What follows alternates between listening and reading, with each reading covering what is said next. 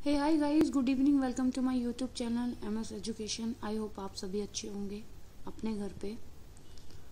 और मैं होप करती हूँ कि मैंने जो आपको अब तक पढ़ाया आपको सब समझ आ रहा होगा। अगर आपको कहीं पे भी कोई प्रॉब्लम आ रही है, प्लीज़ मेरे को कमेंट बॉक्स में कमेंट कीजिएगा। मैं रिजॉल्व करने की कोशिश करूँगी आपको जहाँ पे कोई प्रॉब्लम आ रही है। अगर आप कोई पर्टिकुलर कोई टॉपिक पढ़ना चाहते हैं तो भी आप कमेंट कर सकते हैं। मैं उस टॉपिक पे आपके लिए पूरी वीडियो बना दूंगी। ओके, सो मैं थोड़ा सा रिकॉल कराती हूँ आपको कि अब तक हमने क्या पढ़ा है होम मैनेजमेंट में। ओके, आप प्लीज़ देखिएगा, सुनिएगा गौर से। हमने स्टार्टिंग में अपना होम मैनेजमेंट कवर कर लिया। होम मैनेजमेंट की डेफिनेशन क्या होती है। होम मैनेजमेंट को सबसे पहले ये शब्द होम मैनेजमेंट किसने यूज़ किया और कौन से सन में किया और कौन सी बुक में किया, ये सब हमने पढ़ लिया है। उसके बाद हमने होम मैनेजमेंट के स्टेप क्या होते हैं, आयोजन, नियोजन, नियंत्रण, मूल्यांकन, ये सब हमने पढ़ा। ठीक है, फिर आयोजन, नियोजन, मूल्यांकन, इसके बाद हमने संसाधन किस लिए, संसाधन मानवीय, अमानवीय, उद्देश्य और संतुष्टि। ठीक है, उसके बाद पहले हमारा साधन होता है, साधन को हम अपने उद्देश्य, जब हम अपने उद्देश्य पा लेते हैं उसके बाद हमें संतुष्टि मिलती है। ओके, हमने ये सब कवर कर लिया है अपना। उसके बाद हमने आयोजन में देखा दीर्घकालीन आयोजन होता है, अल्पकालीन आयोजन होता है। नियंत्रण में हमने पढ़ा था कि नियंत्रण होता है, उसके तीन वो होते हैं, पार्ट होते हैं, जैसे बल देना, निरीक्षण और समायोजन। फिर उसके बाद हमने मूल्यांकन पढ़ा कि मूल्यांकन कितने प्रकार के होते हैं। मूल्यांकन जैसे कि सर्वोपरि मूल्यांकन, सविस्तार मूल्यांकन, सापेक्ष मूल्यांकन, निरपेक्ष मूल्यांकन, औपचारिक मूल्यांकन, अनौपचारिक मूल्यांकन, निर्णयात्मक मूल्यांकन, संकलनात्मक मूल्यांकन।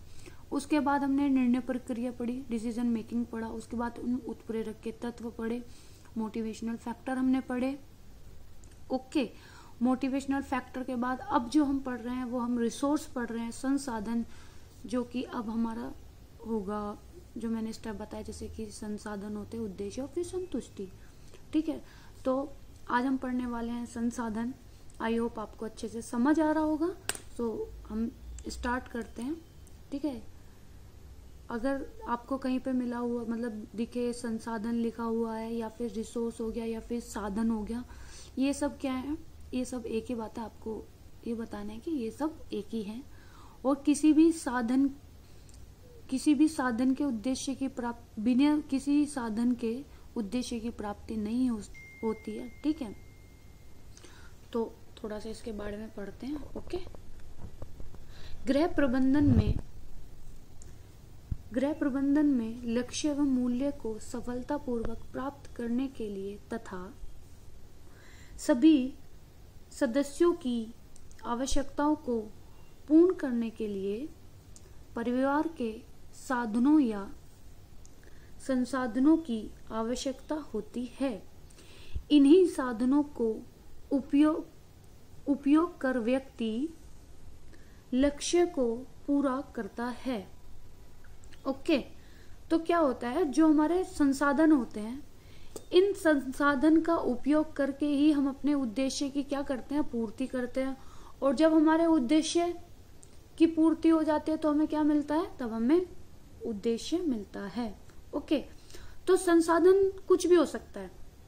संसाधन वस्तु हो सकती है, हमारा कौशल होता है, हमारी स्किल हो सकती है, हमारा व्यक्ति या फिर हमारी कोई संस्था।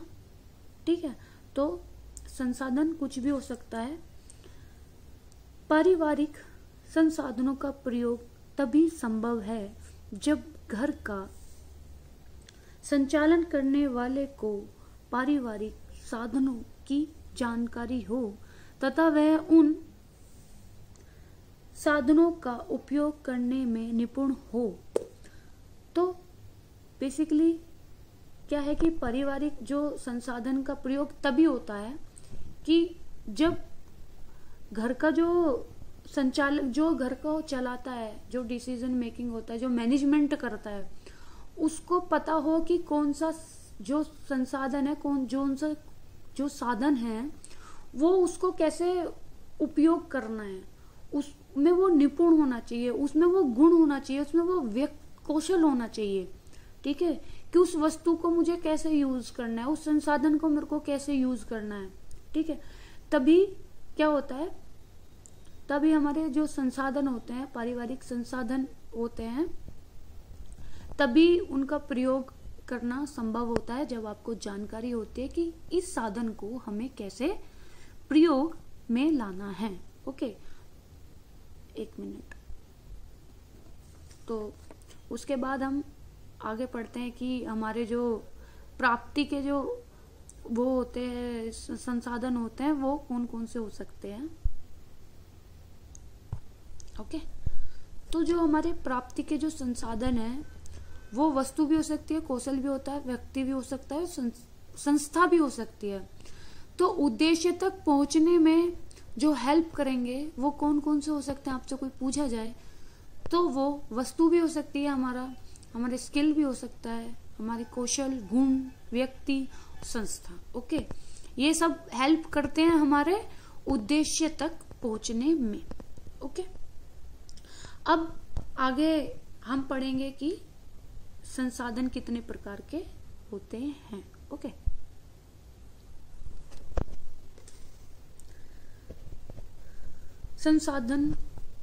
संसाधनों के प्रकार। संसाधन दो प्रकार के होते हैं, जैसे कि आपको भी पता है, एक मानवीय होता है और दूसरा क्या होता है, अमानवीय होता है। ओके, तो अगर हम बात करें संसाधन का, तो देखा जाए तो संसाधन हमारे जो होते हैं वो दो प्रकार के होते हैं। ठीक है, यूज करने में संसाधन हमारे दो प्रकार के होते हैं। ठीक है, अभी इसको रहने दीजिए, आप पहले मेरी बात सुनिए अच्छे से। मान लो मेरे पास एक ये पेन है और एक और सेम ऐसा ही पेन है, बिल्कुल एक जैसा पेन है। अगर मैं इस एक पेन का यूज कर रही हूँ और जो वो दूसरा पेन है जो बिल्कुल सेम है, मैंने उसका यूज नहीं किया, उसको मैंने क्या किया, फ्यूचर के लिए रख दिया। ठीक है, तो इसका मतलब ये नहीं है कि वो संसाधन नहीं है। ऐसे जो संसाधन होते हैं उसको हम संभावित संसाधन कैसे कहते हैं। ऐसा संसाधन जिसका इस्तेमाल हम वर्तमान में नहीं कर रहे हैं पर भविष्य में करेंगे। ठीक है, तो इसका क्या, जो संभावित संसाधन कहते हैं। ठीक है, इसको जो हम भविष्य में यूज करेंगे, जिसकी यूज करने की हमारी संभावना है, उसको हम भविष्य में यूज करेंगे, तो उसको हम संभावित संसाधन कहते हैं। ठीक है, जरूरी नहीं है कि हम अपने संसाधनों को मतलब अभी एक साथ यूज कर लें। ठीक है, हमारे संसाधन कुछ ऐसे भी होते हैं जिसे हम भविष्य के लिए बचा के रखते हैं और हमें रखना भी चाहिए। ओके, अब हम पढ़ेंगे आगे। अगर आपसे पूछा जाए कि संसाधन मतलब ऐसे संसाधन जो हमने अपने फ्यूचर के लिए रख दिए हैं, उसको हम क्या बोलेंगे, तो उसको हम संभावित संसाधन बोलेंगे। ओके, चलो अब आगे पढ़ते हैं। अब पढ़ते हैं आगे संसाधनों के प्रकार। हाँ, तो संसाधन के प्रकार होते हैं, मानवीय होते हैं और अमानवीय होते हैं। ठीक है, मानवीय जो इंटेंजिबल होते हैं और ये टेंजिबल होते हैं। ओके, मैं आपको एक बात क्लियर कर देना चाहूंगी कि संसाधन जो सब्जेक्ट होता है ना, वो सब्जेक्ट टू सब्जेक्ट वेरी करता है, डिपेंड करता है। ठीक है, कि हर चीज, जैसे कि अब होम साइंस में जो ये है मानवीय और अमानवीय, ये एक अलग तरीके से देखा जाता है, और देखा जाए फिजिक्स और सब्जेक्ट में इसी को एक अलग तरीके से देखा जाएगा। ठीक है, हर सब्जेक्ट में क्या होता है कि जो सोर्स होता है वो बदल जाता है। ओके, तो इसको होम साइंस के तरीके से ही लीजिएगा आप। ओके, अब हम पढ़ते हैं मानवीय क्या होता है। मानवीय वो हर चीज है, ठीक है, जो हमारे अंदर है। ठीक है, मेरी अच्छाइयां, मेरी बुराइयां, जिसे स्पर्श ना किया जा सके, मेरा कौशल, ठीक है, ज्ञान, अभिवृत्ति, मूल्य, योग्यता, विश्वास, ऊर्जा, ईमानदारी, ये सब क्या है, ये सब मेरे अंदर है, जिसे स्पर्श ना किया जा सके, जिसे छीना ना जा सके।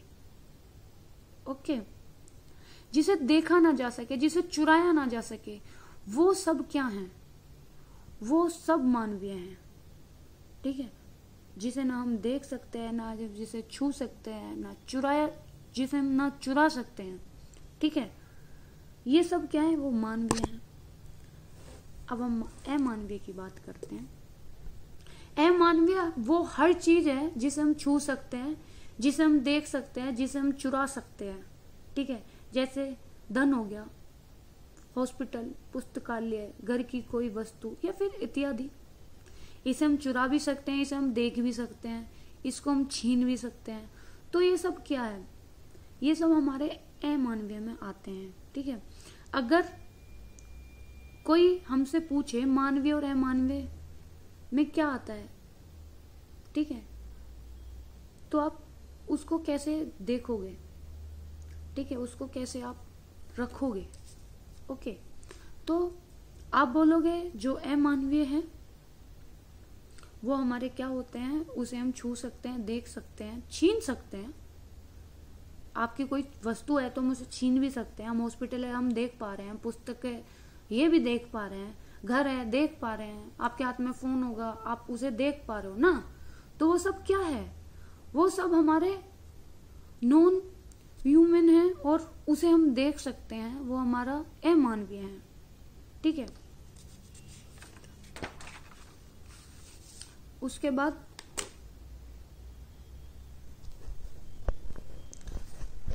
ये हमारा हो गया पूरा, हमने मानवीय देख लिया, मानवीय देख लिया। अब देखते हैं ये एक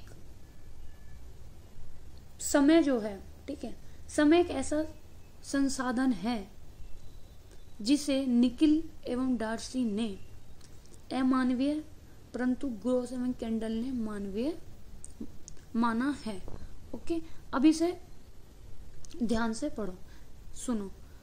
ऐसे व्यक्ति हैं जिन्होंने संसाधन को मानवीय और अमानवीय में बांटा है।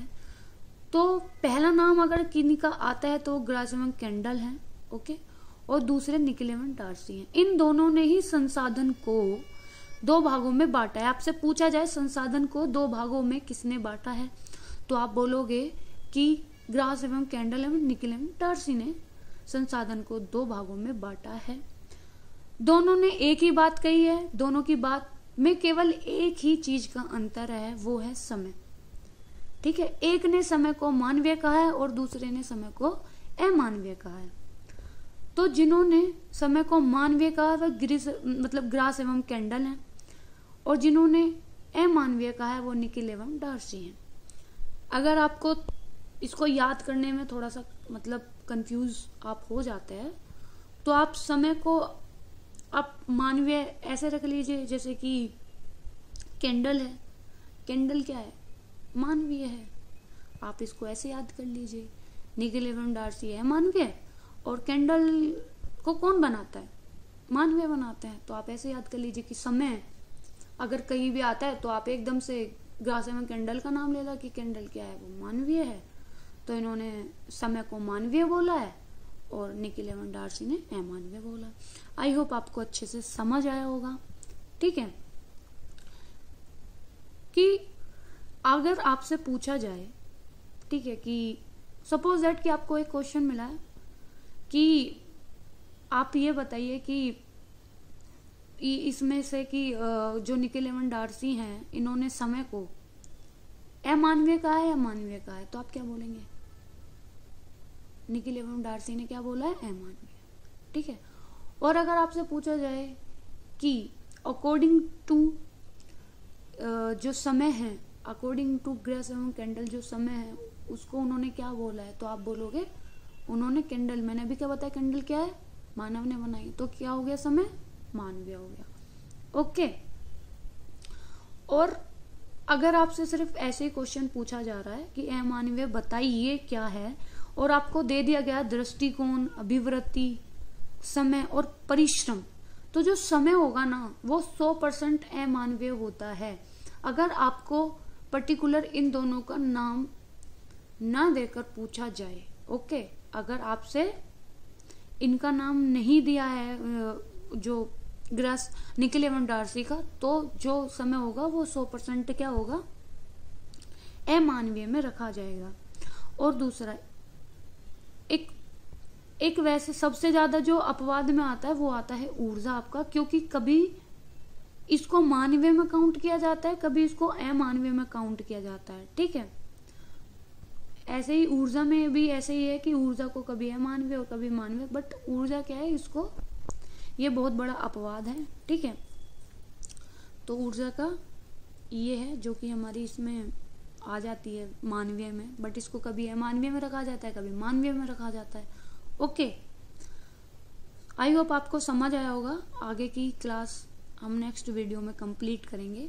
ठीक है, जिसमें हम संसाधनों की विशेषताएं पढ़ेंगे और जिसमें हम प्रकृति संसाधन पढ़ेंगे कि प्रकृति संसाधन क्या होते हैं। आई होप आपको अच्छे से समझ आया होगा। मैं आशा करती हूँ कि मैं जो आपको पढ़ा रही हूँ आपको वो अच्छा लग रहा होगा। प्लीज़ आप कमेंट बॉक्स में कमेंट कीजिएगा कि आपको कैसे, आपको समझ आ रहा है या नहीं आ रहा है। ओके, सो प्लीज़ मेरे चैनल को सब्सक्राइब कीजिएगा, लाइक कीजिएगा एंड शेयर कीजिएगा। Thank you so much. मिलते हैं नेक्स्ट क्लास में। Bye bye.